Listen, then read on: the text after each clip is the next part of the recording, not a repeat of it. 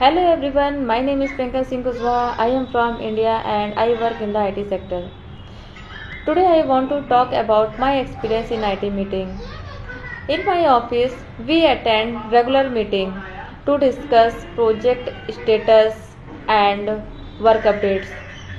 Most of the time, the meeting are in English.